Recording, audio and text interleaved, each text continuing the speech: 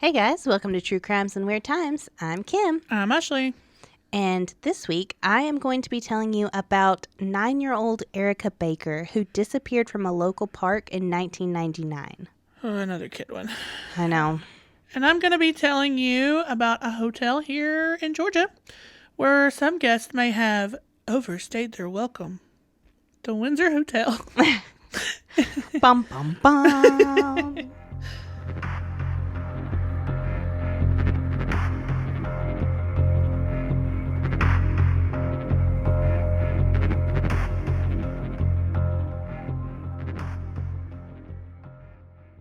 On February 7th, 1999, at around 3 p.m., Greg Baker dropped off his 9-year-old daughter, Erica Baker, with her mother, Melissa Baker, at their home in Kettering, Ohio. Erica was a beautiful little girl. She had blonde hair, hazel eyes. She loved to read. She especially liked fantasy books like Lord of the Rings. And she loved to draw. She was always doing art or reading. She was the youngest of 4 kids, and she was the only girl. Her parents were divorced, and she had regular visits with her father, Greg, but Erica primarily lived with her mother, 3 brothers, her aunt, her grandmother, and her grandmother's husband. Ooh, holy moly. All in one house. Yeah. It's a lot of people. Erica had been upset at her father earlier that day because he had forgotten to buy tickets to a father-daughter dance that was coming up. Oh, my heart. But he said that, she got over it. She Yeah. didn't stay mad at him. He had time to buy tickets, I'm sure. And the rest of the visit that day was normal. Nothing weird happened. So when Erica got home, she pretty much immediately was like, hey, Mom, can I go see a friend? And then, the friend wasn't home. So she's like, well, let me take the dog out. So her aunt had a little Shih Tzu named Jamie. Jamie. Yeah, Jamie. And Erica wanted to take the dog out for a walk, just to get out of the house and do something. Now, it was really rainy that day. And I mean, it's February, so it's probably cold. Yeah. So it's rainy and it's cold. And at first her mom's like, no way, you're not going out in this. But eventually she gave in and was like, okay, you can walk to the park. It's fine. Just take the dog out. Come back soon. So sometime between 3 and 3:15, like I'm saying, right after she got dropped off, Erica left home in her pink Winnie the Pooh sweatshirt, some pale blue jeans, her pink raincoat, and her white sneakers. And she headed off with the dog towards Kettering Recreation Center with her aunt's little dog, Jamie. Yeah, Jamie. I love it when pets are named after real names. When they have people names. When they have people names.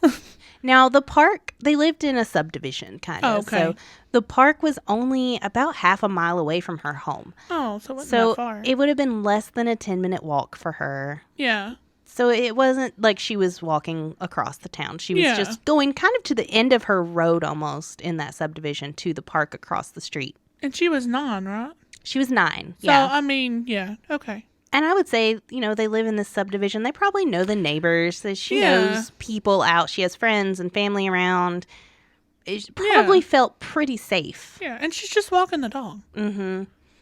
Around 3:45, a couple who had came to walk their dog around the pond at the recreation center saw Erica and the dog leaving the pond area of the wreck, and they saw her heading towards Indian Ripple Middle School, which I looked up the map. It's in the same area. Like the pond is kind of off to the side of the recreation center, and then kind of directly behind it is where the schools are. So they had the elementary, middle, and high school there all in a row. So even though she's going in further away, it's still another less than half a mile to the middle school. It's not far. Yeah.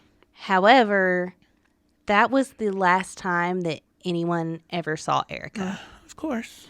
Around 20 minutes later, that same couple came across Jamie the dog. And the dog was alone. It was, dragging its leash around. It was huddled up in the door of the middle school. It was wet and it was shivering because, it's cold and it's rainy out. So they looked around and they didn't see Erica anywhere. So they actually called animal control to come pick the dog up from the school, I guess because they didn't want it to stay out in the rain and they didn't know where it came from. I guess it didn't have a tag. Yeah. And they had no way of knowing that the girl they saw with that dog was missing until they saw the story about her on the news later that night. Yeah, I guess so. I mean, I'm too cynical. That would have been my first thought. Oh, yeah, what happened to the little girl that had this dog? I thought that too at first, but then, I mean, she's a little kid. It's probably easy to say, oh, she lost the dog. She let go of the leash and the dog she ran can't off. find it. Yeah. Most people don't jump directly to something terrible has happened. I know. So when Erica hadn't returned home by 5:15 that night, her mother, Melissa, started to get worried. So the family immediately goes out to search for her because she said that Erica never stayed out past dark. She knew better. Oh, yeah. She would be home. So they checked at the friend's house. They checked with the neighbors. They checked with family, but they didn't find Erica. Finally, around 8:10 p.m., after finding no signs of Erica yet, her grandmother called police to file a missing persons report. Now, immediately, and I mean immediately, a massive search begins for Erica. Wow. There are hundreds of volunteers. There's multiple police departments. Even the FBI was involved. Wow. And police also immediately held a press conference. I mean, like right then. And the story of Erica's disappearance was broadcast that night on the 11 o'clock news. Wow, that's the fastest I've ever seen any. I know. It's unbelievable how quickly that happened. Yeah. It's great. I'm so glad. Which on the 11 o'clock news would be when that couple saw her story and realized, I guess so, we saw this girl. Yeah. And like I said, they were serious about this. By midnight, that same night, they were already draining Indian Ripple Lake, which is the pond that she was spotted near. But they didn't find any signs of Erica in the pond. But I mean, I'm talking within... They're draining a lake. Within 4 hours, they're draining this pond. That's crazy. And, you know, they didn't find anything in the pond, but they continued the ground and air searches into the early morning hours with helicopters and hundreds of cops and people on foot down on the ground. Yeah. But all night they searched, and they didn't find anything. Several days after the disappearance, police did locate a pink Winnie the Pooh sweatshirt on the road in Germantown, Ohio. It matched the one that Erica had been wearing when she left home. And the bloodhounds even signaled that they smelled Erica's smell on it. But her family said that it wasn't hers. What? That's all I could find about this. So I don't know. Maybe it was the wrong size is the only thing I could think. Maybe it was the wrong size sweatshirt, or maybe they had written her name in it and that wasn't there. You know, parents used to do that. But her family said that it wasn't hers despite the dogs hitting on it. That doesn't make sense. I don't think no, that's not true. I probably would recognize something my kid wore, but like... The exact same shirt? Like, how can you... I don't know. I guess I would recognize... Maybe hers had a stain on it, and this one didn't have the stain. Or it was... Maybe. There had to be something to make them say, no, that's not hers. Yeah. I just find it weird that the bloodhounds... Right. They signaled that they smelled her on it. I don't know. That's strange. And then that was it for a long time. They didn't find anything else until July of 1999, about 5 months after the disappearance. Police got a tip that Christian John Gabriel and Jan Marie Franks had allegedly hit and killed Erica with their van. Then they panicked and hid the body. No. Now, these are not great people. Clearly. They have criminal backgrounds. They are on drugs. I'll tell you a little more about them in a minute. Yeah. But they were just the kind of people you could be like, okay, yeah, maybe they did do that. So on July 14th, the police went to Christian's apartment to talk to him about the disappearance. And he invites them in. He lets them sit down and talk to him. And at that time, Christian told investigators that he, a man named Clifford Butts, and Christian's girlfriend at the time, Jan Franks, had all been shoplifting from the Kettering Meyer store on the day that Erica went missing. Classy. Yes. He then told them that, quote, something could have happened when they were returning from the store back towards their home in his van. Mm-hmm. Police then impounded the van, which Christian had actually sold back in February. What? You know, the same month. Yeah. Yeah. He had sold the van in February, and they went and got it from the guy he had sold it to, and they impounded it. They sent it to the Miami Valley Regional Crime Lab, and it was examined for blood and trace evidence, but they didn't find anything. No physical evidence to link them to Erica. Can you clean it that well? Can you clean it that well? Can you clean it that well when you're on drugs? Maybe. Might focus a little bit more, but... What if the person who bought it cleaned it? I don't know. Well, we'll get to that guy. Oh, boy. We're going to talk about him a little bit, too. So, since they had no physical evidence to connect Christian to the crime, they let him go. They had no further contact with Christian until 2004. Okay. Wow. Which is 5 years pretty much after the disappearance. So, on April 6, 2004, police once again contacted Christian Gabriel about the case. I don't know what made them dig into the case again. Yeah. But maybe they were just going back through cold cases and trying to close them. But they went back to Christian, and this time, in his interview, they bring him in. Supposedly, he waived his Miranda rights. It comes up later, and he tries in court to say that he wasn't read his Miranda rights. He's skeezy. But they interview him again, and this time, he tells the officers that he wasn't in his van that day. In fact, he had loaned his van to a man named Kevin Smith the day that Erica disappeared. So he didn't even have his van. Kevin is actually also the guy that he sold the van to. What?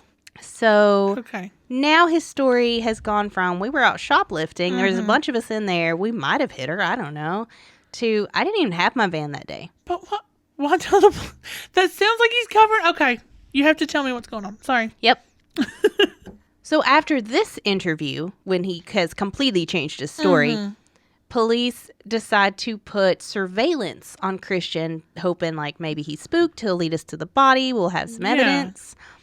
Except apparently they weren't very good at it.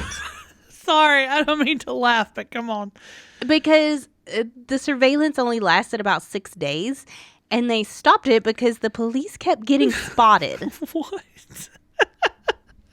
Yeah, they couldn't stay hidden enough to do surveillance. And they just kept getting spotted, and finally they're like, you know what, never mind, let's just give up. Then on July 19th of 2004, Christian was arrested by the Clark County Sheriff's Office on a charge of receiving stolen property. So he was taken into the sheriff's office, and I guess they were letting him have a cigarette outside before they took him in. Okay. So while he's standing outside smoking, he stated to an officer that he had been a passenger in the van that hit Erica Baker. Okay. They then, took him inside into an interview room, and they're like, okay, let's talk about that. And this time, his third story is that Jan, his girlfriend, had been the one driving. And then he repeated the same story about they had been shoplifting with her, Clifford Butts, and in this version, they also had Clifford's girlfriend with them. So that's one more person in the van. Okay. This guy, I just want to check this guy. Yep. Christian said that when the van hit Erica, the others put her body in the van, and because they all panicked. Yeah. Then they had driven back to Christian's apartment where they smoked some crack. As you do. Okay. And then after that is when they drove Erica to Huffman Dam and the others buried her. Now, Christian claimed that he wanted to take Erica to the hospital, but the other people did not. Sure. He also offered to take police to the dam to show them where Erica was buried to retrieve the body. So after the interview, police drive out there with him. They search. They don't find anything. He goes back the next day with them. They search again. They don't find anything. The months go on. Police continue interviewing Christian. They talk to him in November. They talk to him in December. Mm-hmm. And on December 13th, 2004, he confessed this time that it had actually been him that was driving the van, not Jan. Mm-hmm. He said that after he hit Erica with the van, Jan had directed him to a park where they buried her body. Ugh. He claimed that they didn't call the police because they had been shoplifting, because they were on drugs, because they had a criminal record, and because he was also driving with a suspended license. Look, one of these things are not like the others. Right? I would rather be caught shoplifting than, murdering someone. Yeah. For sure. And again, he goes with police to this new location at this park to help them locate Erica's body. And again, they don't. She's not there. Come on. Get it together, Christian. So on February 4th, 2005, a grand jury indicted Christian on tampering with evidence and gross abuse of a corpse. The gross abuse of a corpse charge was premised on the allegation that Gabriel had treated Erica's corpse in a manner that would outrage the community by concealing its whereabouts and denying her family a proper burial. Okay, fair enough. Now, Jan was not indicted because Jan actually died in 2001 of a drug overdose. Oh. I believe it said she overdosed on heroin. I could be wrong. Okay. But she did die of a drug overdose. Okay. Clifford and whoever Clifford's girlfriend was were never indicted. Police refused to get them involved for some reason. Well, I would assume they don't have a body. They're doing pretty good to get Christian. They have zero evidence. Yeah, so good luck trying to get Clifford and his girlfriend. Right. So. They probably just decided, let's focus on the one guy we can do something with. Yeah. So Christian pled not guilty. Yeah. And he claimed that all of his confessions were coerced. Okay. He said that they were completely untrue. He only said these things because he was being pressured by police. Oh, was he being pressured when he was taking a smoke break and just casually Blurted it out? Yeah. Right, Okay. yeah. And he also tried the whole, he tried to have his confessions suppressed, all of his testimony suppressed in court. On, like I said, on the basis that he was not read his Miranda rights. Whatever. But they did come back and they're like, nope, we're going to use it because you said you didn't care. And they also filed a motion to suppress physical evidence, although I don't know what physical evidence they had. The van was clean. They hadn't found anything. Yeah. But overall, a jury did find him guilty on both counts, and he was sentenced to 6 years in prison. Oh, my God. 6 years. However, like I said, they had no physical evidence. Nothing. They had just this one guy's confessions. Very different confessions. Very unreliable. Yeah, that tied him to this, and that's all they had to go on. Yeah. And after his trial, Christian went back to his original story of just being an innocent bystander. He was a passenger in the van. He says that he didn't even see her until he felt the thump of the van, and that he wanted to take Erica to the hospital. He wanted to help her. It was everyone else who wanted to get rid of the body. If you could hear my eyes roll. But he did serve his 6 years, and he was released in 2011. And this part is heartbreaking. Actually, when he was released, when he got out of prison, Erica's grandmother was the one who picked him up from jail. Oh, wow. When he was released. She said that her hopes were that if she could just talk to him in person, maybe he would tell her where to find Erica's body. Yeah. But he didn't. But nothing. Nothing. I cannot imagine picking up my granddaughter's killer. Just Just please. trying to find the body. Here's the thing, though. If they were all on drugs, he doesn't know what happened. Yeah, we're about to get to that too. Oh, all right then. So here's one more super infuriating fact. In fact, this probably makes me angrier than anything else in the case.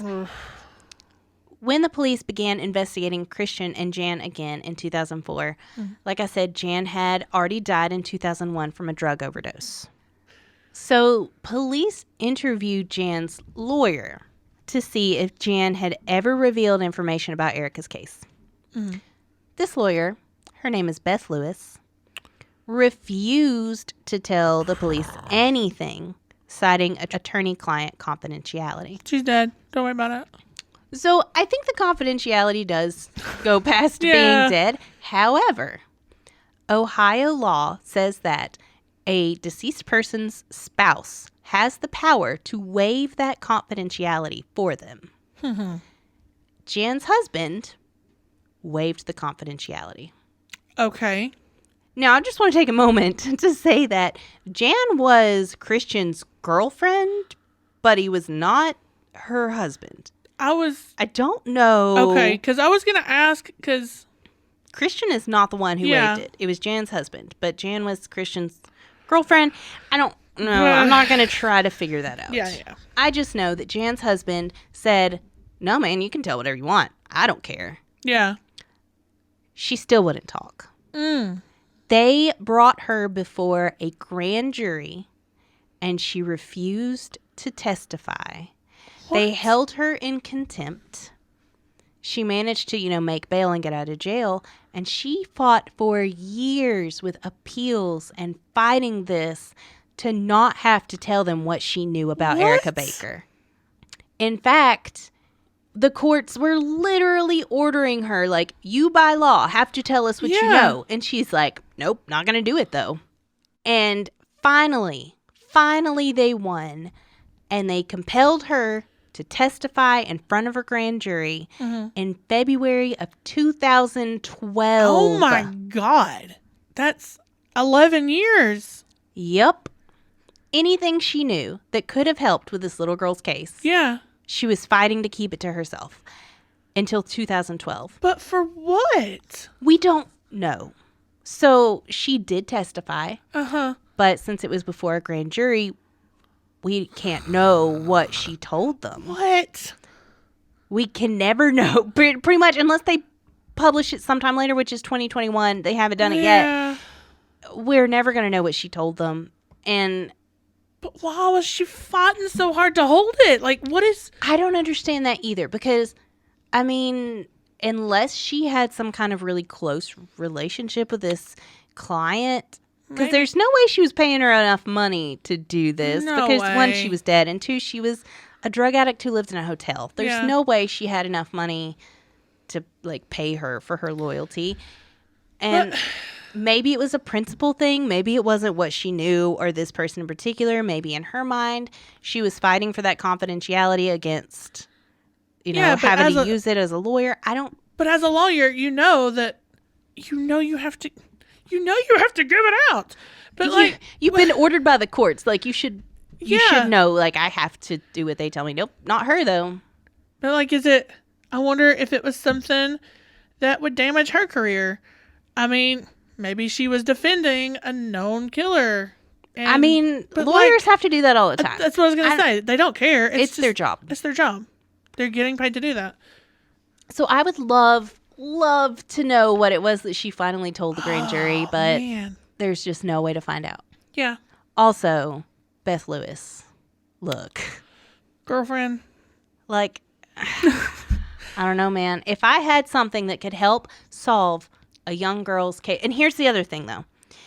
If she had no information... why fight that? Why risk going to prison? Literally just go, got nothing. For no information. She had to know something. Yeah. Something. For her to fight so hard. That's insane. I can't imagine going through that much work on principle when you don't actually know anything. Yeah. Look, and I fought for principle, so... yeah, it's... I don't go that far. Mind-blowing to me that I don't know. This part just made me so angry. Yeah. Well, the girl's parents, they just want their daughter's body. Right? The grandmother is so desperate to get closure that she picked up the person who killed her granddaughter to talk to him. God. So, however, this case isn't very cut and dry. There's no evidence. Yeah. There's nothing to actually connect Christian to this crime. Except he did it. He incriminated himself. He said that it happened. Yeah. I keep looking at that very first time he was interviewed when he's like, well, we were out that day. I guess something could have happened. Like, he didn't seem real sure about it. Yeah. But that could be drugs. Right. As a drug addict, I see, like, two possibilities here. Either he did it and he forgot and he can't remember what happened that day, or he wasn't involved and he's misremembering and coming up with all these new stories because he doesn't know what happened and he's just making it up. And he really thinks it happened and he doesn't know. That's why he keeps changing his story, because he's like, well, maybe it happened this way. I don't know. Maybe it happened this way. And he's trying to piece it together with what happened that day. Well, then just say that, because they already know you were on drugs. Just say, look, if it happened, I don't have a clue, man. Right. We were all high. I don't know. So was he even involved? Were any of them involved? I feel like with Jan's lawyer. That's what I was getting ready to say. Yeah, that has to be something. Something.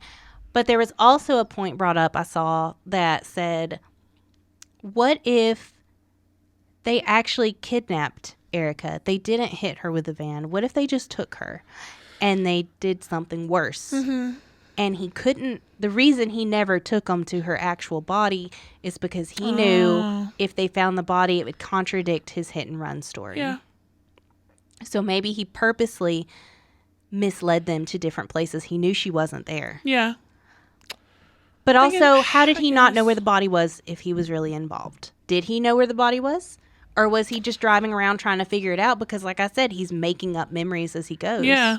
He's trying to piece up what he has or just making them up completely. So is there a chance he's innocent and he actually had nothing to do with this? What if there is a kidnapper out there that is just scot-free all these years because they focused in on Christian? Yeah.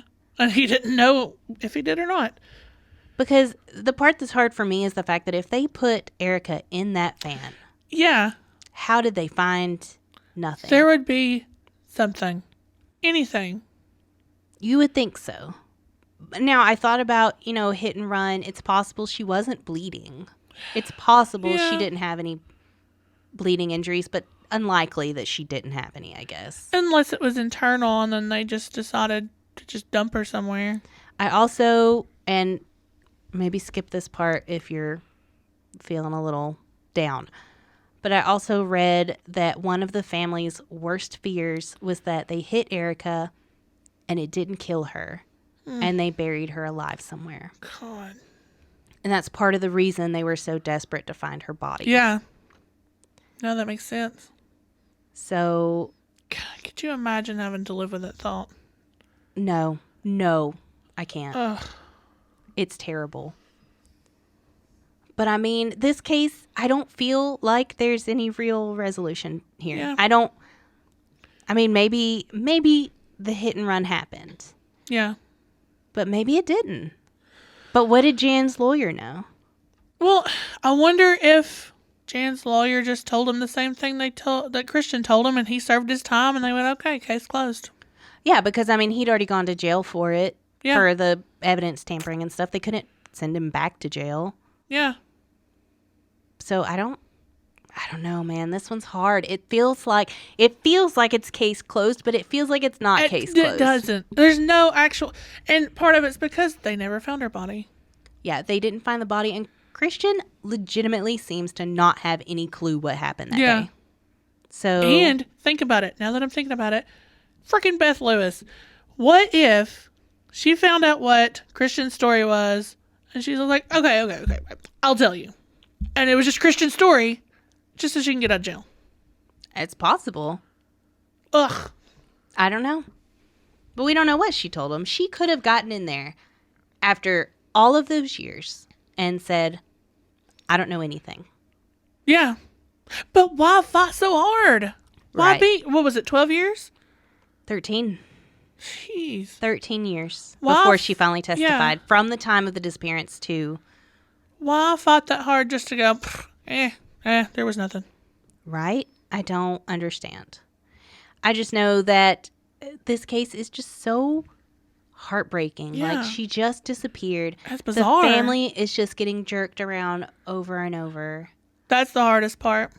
And I hate that they have to suffer with that. And to this day, they have no answers. Yeah. Nothing. I mean, kind of answers, but not really But, answers. yeah. Jeez.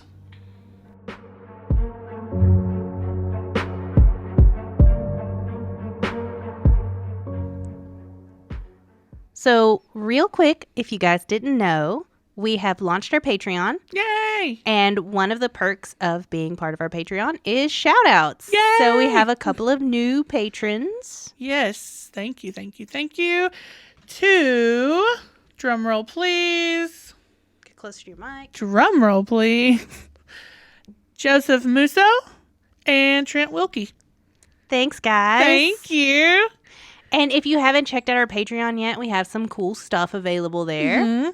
Shout outs, of course. Extra content, mini episodes, full episodes, lots of other goodies. If you go for our highest tier, you can get a specially made shirt. T-shirts. And we'll add more as we go along. You know, we want to add some more different things. Right now we have a blooper episode you can listen to. Ashley and I are pretty hilarious if you didn't know. I think so. So yeah, go check out our Patreon. We'd love it if you signed up. And Absolutely. Thanks for listening, even if you don't sign up. Yeah, of course. And you can find us at patreon.com/truecrimesweirdtimes. Speaking of weird times, Back to the show.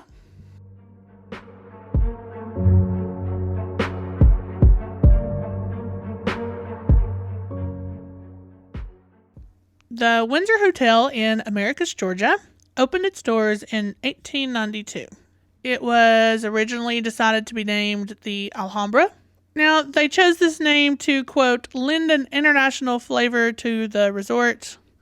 And just for the record, I found a lot of the history information from the website itself for the hotel. However, the community wasn't really on board with that name. And I'm going to say something. It's 1892. I'm wondering if this international flavor was a little too international. yeah. If you know what I mean. The website itself says, quote, this struck a discordant note in the community. Oh. I don't know exactly what that means, but I'm kind of reading in between the lines here. Yeah, I say we can make a pretty good educated guess. It was then agreed upon to be named after John Windsor. Yep. Now, he was one of the more popular members of Americus, Georgia. He was one of the bigger investors of the hotel, so they wanted it to be named after him. Alhambra doesn't work. What about John? The John Windsor. I don't know why Southerners just got British all of a sudden, but The John Windsor. the John Windsor Hotel. I'm glad we got to break that out again. That's a fun one. Possum sandwich. The town seemed to like this name a lot better. Imagine that. I'm going to once again read between the lines because on the website it says, quote, the community agreed that the Windsor was more suggestive of those aristocratic qualities to which Americus aspired. Yeah, this name's all white. We like it much better. Okay. Moving on. Guys, we're not blaming you in Americus. This is a long time This is ago. a long time ago, guys. Now, this hotel was originally built to attract visitors from the north. And it was just, to bring money to the town of Americus. They just wanted to bring in tourists, bring some money in. Right, yeah, money. The winning construction proposal was by a Swedish-born architect named Godfrey Leonard Norman. And his construction proposal boasted 100 rooms, 5 stories, and even 10 stores on the street level of the hotel. Oh. Yeah. And it was to cover an entire city block. Wow. So it was going to be huge. I'm not entirely sure what you would come to Americus, Georgia for in 1892. I didn't look into all of that history. Mm-hmm. But the hotel itself seemed like a pretty good idea. Yeah. I mean, I would go to see it. I'd stay in a hotel like that. Yeah. So he won the proposal and construction began in September 1890. It was completed by October 1891. And then the interior was finished in 1892. And by June of that year, it had its grand opening. The hotel was pretty successful. It did what it was intended until an economic depression hit a year later. And it created like a lull in tourist activity. Nobody was around. Nobody was spending any money. So by 1899, the owners had declared bankruptcy and the hotel lost all of its investments. Wow, that was very short-lived. Yeah, super short. However, later that year, a jeweler named Charles A. Fricker bought the Windsor for $40,000, which roughly translates to about $1.3 million in today's money. Charles Fricker. And 10 years later, under his control, the Windsor was completely renovated. They added electrical lights. Fancy. They replaced the elevators, added telephones, added steam heat. So super fancy. They had elevators, but they didn't have lights yet? See, that's what I wondered. But I wonder how elevators ran back then. Like, I don't wonder know. if you cranked them? Pulley system? Probably. I mean, think about dumbwaiters were around for a long time. You just add more weight. Up and down. I don't know. I'm not an engineer. I don't know. Either way, the hotel's a lot cooler now. Mm-hmm. And even though, he continued to add numerous smaller renovations, just to keep the hotel updated over the next 40 years, it never really lived up to its original glory, which was already short-lived anyway. Yeah. So by the 1930s, the hotel was once again sold to Mr. Howard Dayton of Daytona Beach, Florida. He actually owned hotels in Florida and South Georgia. He was able to keep the hotel open for 4 more decades, and he even used the hotel as apartments at one time. So it was getting used, but it wasn't working out. It's not doing what it was supposed to do. Right. So after 82 years of operation, the hotel closed its doors for good in August of 1974. So it lasted a lot longer. That's a long time for a building. So in 1978, the Dayton family just donated the Windsor Hotel to the city of Americus. It belongs to Americus now. And the mayor of that time, Russell Thomas Jr., had a decision to make. Get ready. Pave paradise and put up a parking lot. Or restore the hotel. He restored the hotel. Spoiler alert. Of course, the community was in overwhelming favor to restore the hotel. I mean, it was a piece of history. It's been there for almost 100 years. Yeah. Yeah. And they wanted to make it, the town's centerpiece. They wanted to, once again, draw in tourists, bring in some money. So after about $5.8 million in preservation and renovations, the Windsor was reopened again in September of 1991. Now, the hotel has 53 unique period-style rooms and suites. No 2 rooms are the same, so you get a different experience every time you go.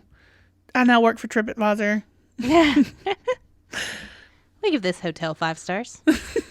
Only if I get a free room out of it. Only if we see a ghost. That too, actually. The presidential suite was aptly named for Sumter County native President Jimmy Carter. So it's the Jimmy Carter presidential suite. Famous faces to have visited or stayed at the Windsor are Al Capone, Charles Lindbergh, which actually he bought an airplane in Americus named Jenny. He named it Jenny, I guess. Yeah. Franklin D. Roosevelt, Shoeless Joe Jackson, Jimmy and Rosalind Carter, and Conan O'Brien. So, a lot of history. It's got to have some ghosts. It's got to have some spooky stories. There are stories of at least 3 spirits that haunt the Windsor. There's a legend that in the early 1900s, a housekeeper by the name of Emily May was arguing with her lover in the hotel's 3rd floor hallway. It said that Emily May's daughter, Emma, stood by while they were arguing and holding her mom's hand. As the argument grew heated and kind of escalated, Emily May's lover pushed her into a nearby elevator.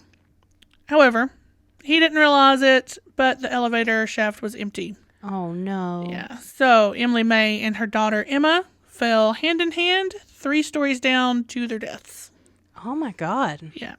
I could not find the validity of this story, but it is the story that is most shared.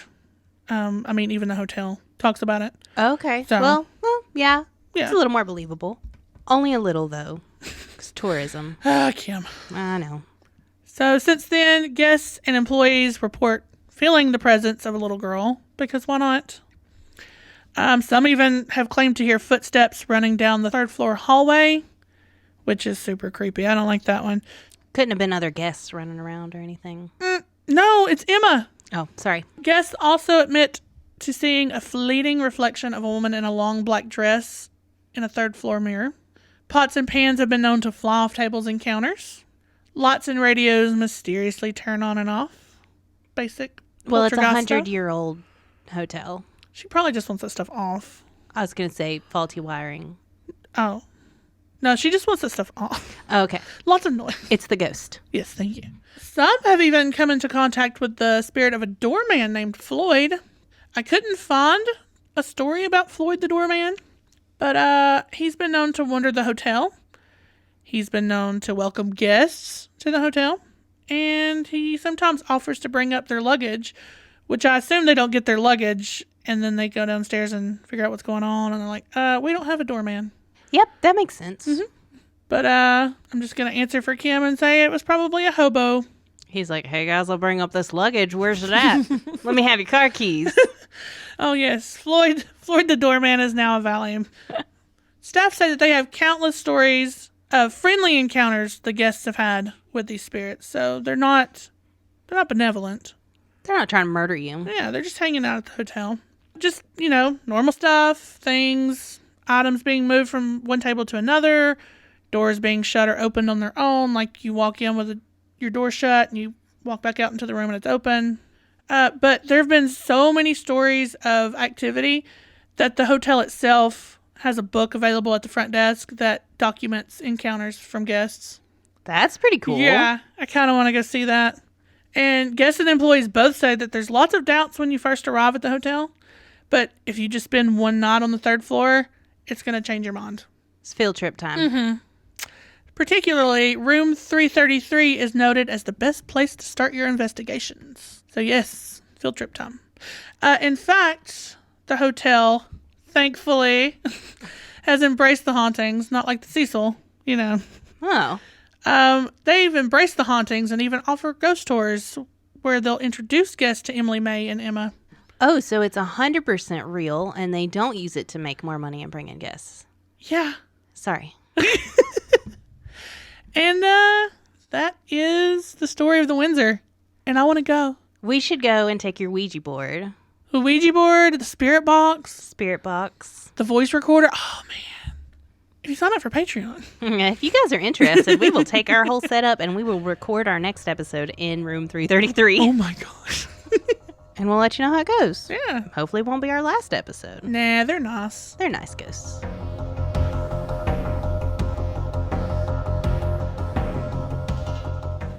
Thanks for listening.